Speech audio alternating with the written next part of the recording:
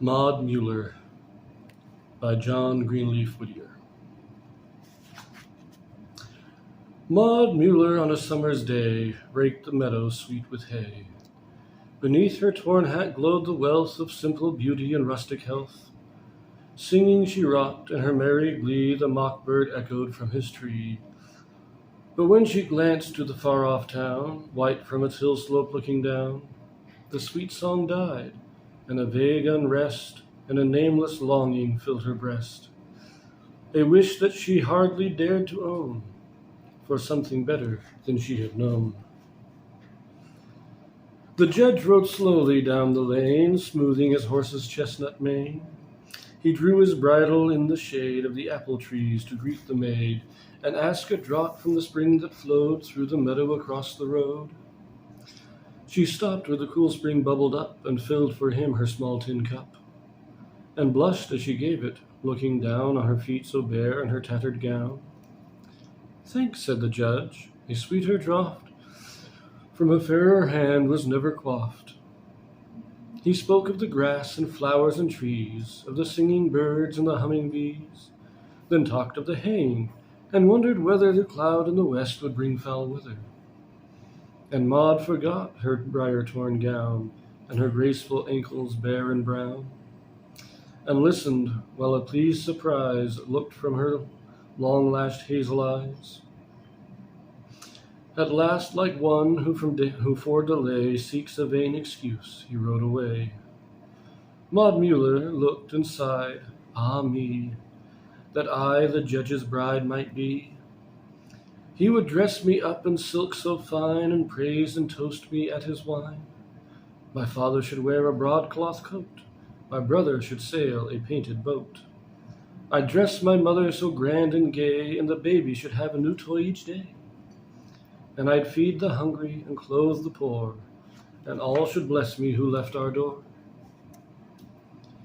The judge looked back as he climbed the hill, and saw Maud Muller standing still. A form more fair, a face more sweet, ne'er hath been my lot to meet. And her modest answer and graceful air show her wise and good as she is fair.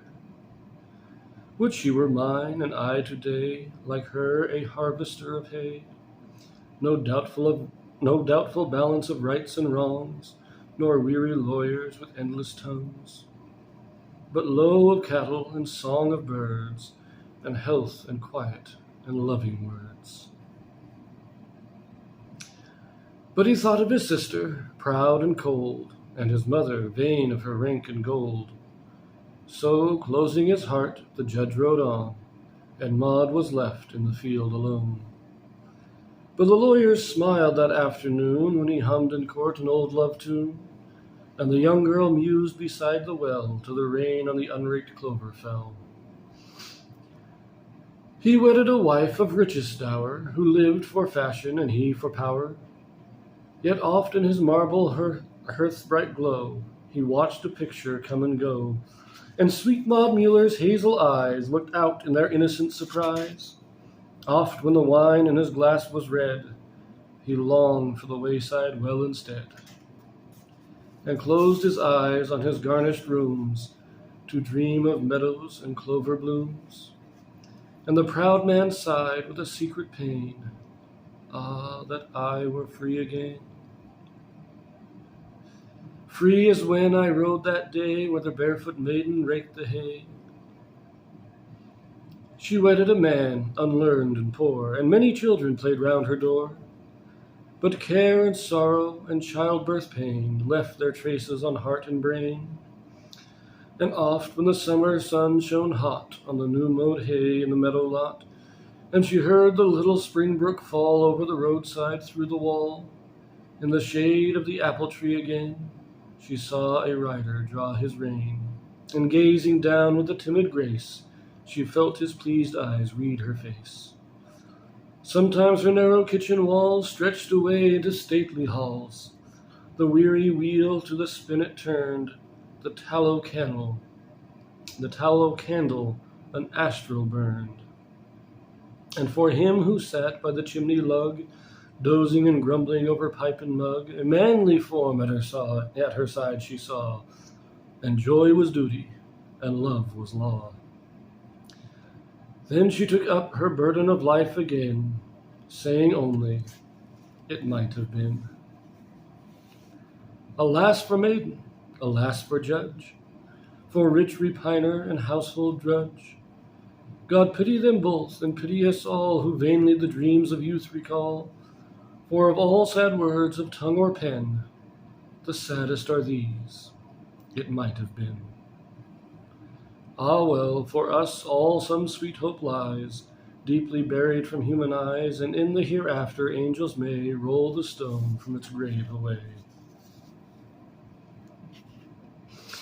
Now, I do like this poem. It's your standard rhyming couplet. I'm not sure I detect a real meter in this.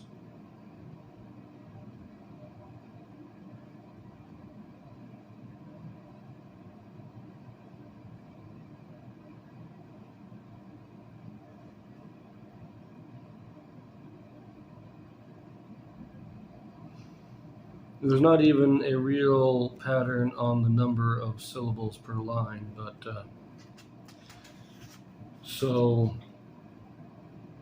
but it is a very nice poem. I think this is what I would consider a free verse. It's a rhyming couplet, but not having any meter. But it is a wonderful poem, all about the regret of life, things that we wish we could have done, wish we would have done. Now, me personally, I do have to make the one comment that the last two couplets at the end, I think, are a bit out of place for the rest of the poem. I think the poem should have ended with for of all sad words of tongue or pen, the saddest are these, it might have been. I think that would have been the best ending, but still a great poem.